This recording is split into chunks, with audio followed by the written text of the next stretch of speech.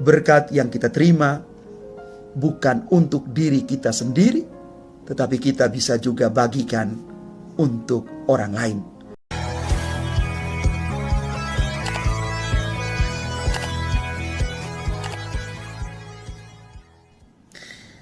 Salam Bapak Ibu, saudara dan saudari, sahabat-sahabat garam dunia yang terkasih.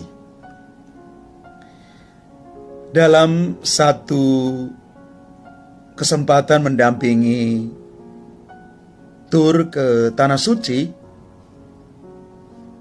ada satu pertanyaan yang muncul dari para peserta tur itu.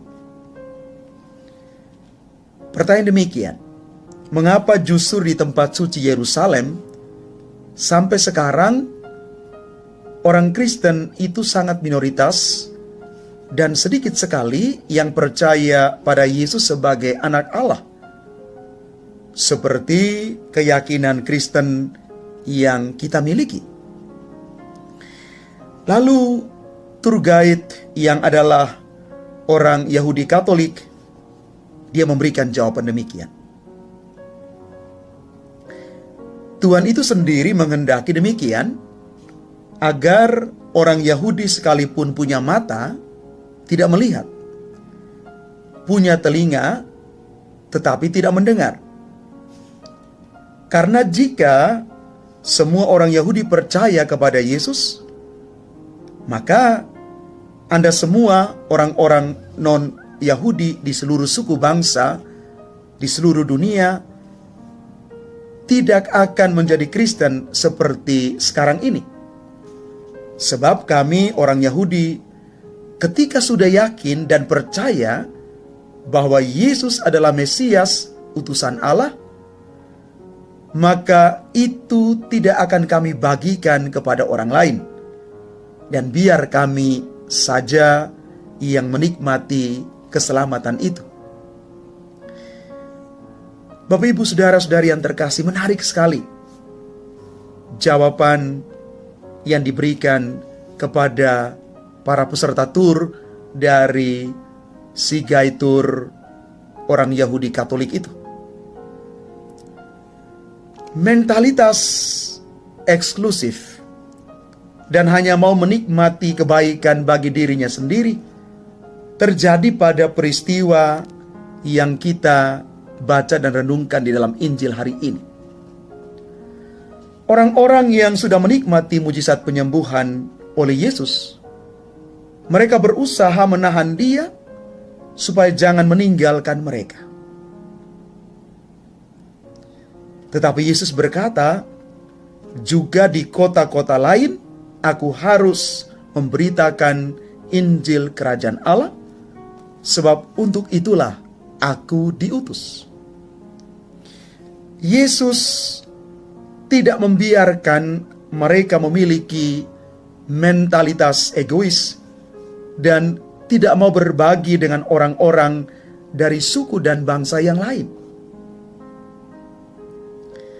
Sadar atau tidak sadar, dalam kehidupan sehari-hari kita masih memiliki mentalitas egois, eksklusif, dan tidak mau berbagi kebaikan dengan orang lain. Kalau kita hanya mau mementingkan diri sendiri,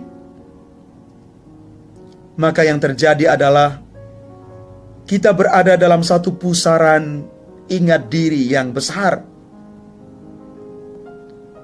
Kita masih berjuang untuk hanya menjadikan semua yang kita dapat itu adalah kepunyaanku, kepunyaan kami.